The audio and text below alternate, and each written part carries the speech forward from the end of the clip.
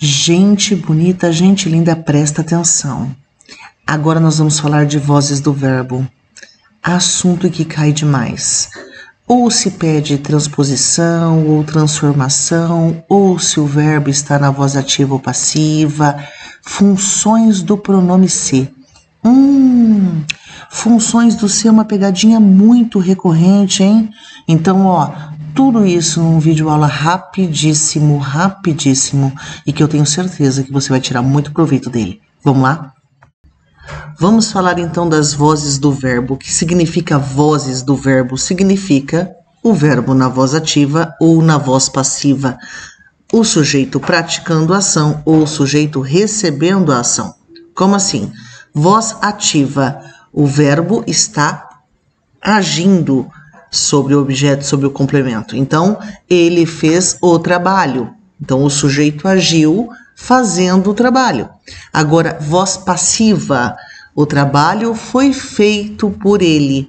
Perceba que eu uso o mesmo verbo de ação, só que de forma diferente. Como assim? Isso a gente chama de transformação ou transposição de voz ativa para voz passiva. É recorrente esse tipo de questão em concursos e vestibulares, para que faça a transposição ou a transformação de voz ativa em voz passiva e vice-versa. Então, como é que é? Nós temos aqui a voz ativa, é o verbo na voz ativa, ele vai para a voz passiva. Como? O sujeito vira agente da passiva, o objeto direto vira um sujeito e o verbo que antes era simples vai para uma locução verbal. Quer ver como funciona? Gente, é básico, é uma regrinha de matemática. Olha lá, nós temos aqui, ele vindo para o lugar de agente da passiva. O trabalho, que é o objeto vindo para o lugar do sujeito, e o verbo que está na voz ativa aqui, vindo para uma formação de locução verbal. Perceba, qual é o cuidado aqui? Fez está no passado, automaticamente eu tenho que usar o meu verbo auxiliar para manter o mesmo tempo verbal e a mesma pessoa do verbo, ok? Então, foi feito no particípio. Isso eu tenho um agente explícito. Por quê? Porque o por ele está aqui. Vocês vão ver no finalzinho do vídeo o porquê que eu estou colocando isso de agente explícito. Tem algumas técnicas para entender isso aí e algumas, digamos, formas de excluir, mas aí tem interesse no autor da frase em não mostrar quem é o sujeito ou o agente da passiva. Vamos lá. Por que isso é importante? Quando a gente viu ali aquela formação em X, nós estamos falando de voz passiva analítica, mas nós também temos a voz passiva sintética. E quando a gente fala em sintética, a gente está falando da função do pronome se. O que significa isso?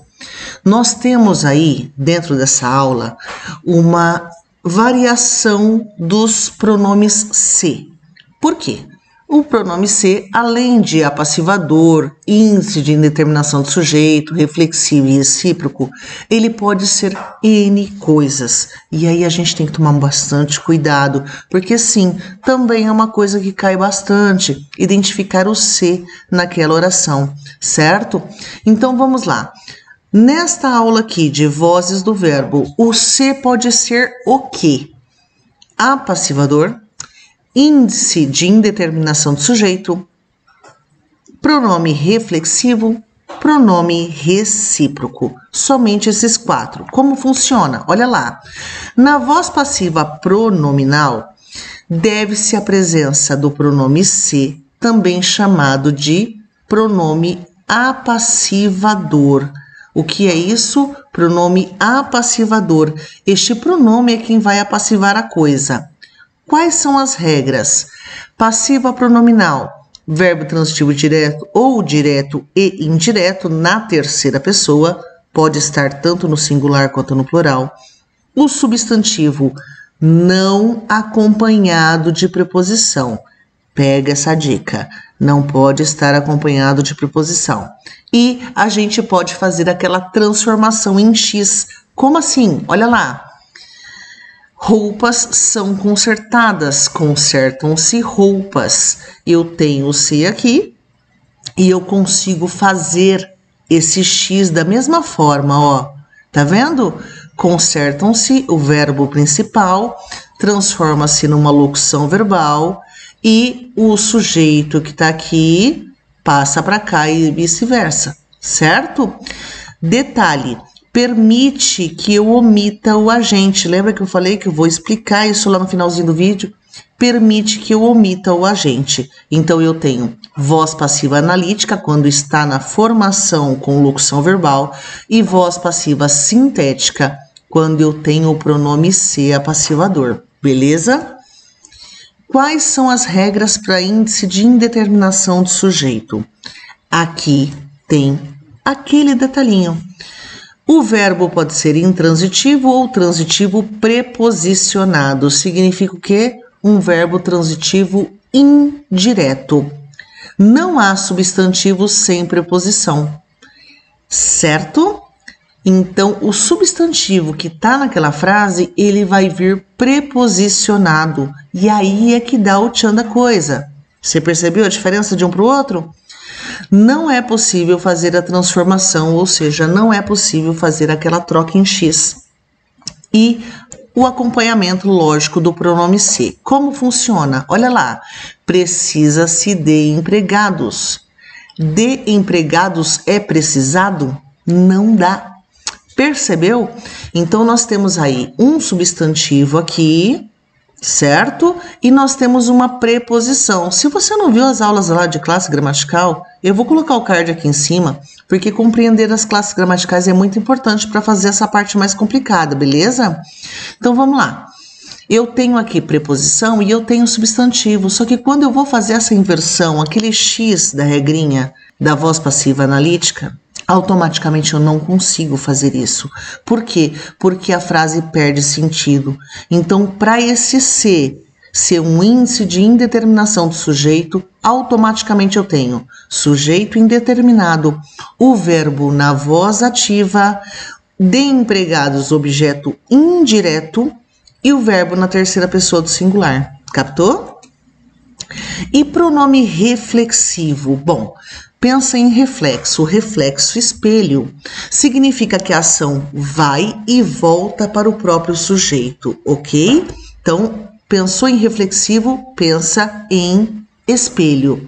Este pronome se, a ação vai e volta, e aí a gente chama do quê? De pronome reflexivo. Por quê? Porque o verbo vai estar na voz ativa, o sujeito vai fazer uma ação, só que essa ação vai voltar para o próprio sujeito, o que já é diferente do pronome recíproco. Quando a gente fala num pronome se recíproco, recíproco, vai e volta, vai de mim para você e você para mim, certo? Maria e João olharam-se. Significa que João olhou para Maria e Maria olhou para João. Este se aqui é recíproco. Qual que é o detalhe que a gente vê nessa oração? Nós temos aqui um sujeito composto. A mesma coisa no de baixo. Nós temos um se aqui, os alunos cumprimentaram-se. Perceba, verbo na voz ativa, nós temos um sujeito no plural. Então, composto ou plural, na maioria das vezes, este se vai ser recíproco, porque ambos desenvolvem a mesma ação. E aí, lembra que eu falei do apagamento do agente da passiva? O que acontece aqui, gente? Quais são os efeitos pretendidos quando se apaga o agente da passiva? O autor do texto, ele tem uma intenção. Nós temos sempre uma intencionalidade por trás de cada texto. Qual que é a intenção? Ou não é conveniente que ele fale quem é o agente, porque é alguma coisa errada, ilícita, ou não são conhecidos os agentes da ação, então simplesmente se apaga. A identidade desse agente é irrelevante ou desnecessária, não importa. E o mais importante, quando ele faz o apagamento do agente da ação, ele automaticamente generaliza aquela ação. Ele torna aquela ação maior ainda. Percebeu? Várias diquinhas num único vídeo. E ó, se eu fosse você, assistia novamente, pegava caderno, caneta, começava a anotar os detalhinhos, porque só com as diquinhas que tem aqui, você se livra de muito erro por aí. Então a gente se vê no próximo vídeo. Se gostou, deixa o like, se inscreva no canal. Até!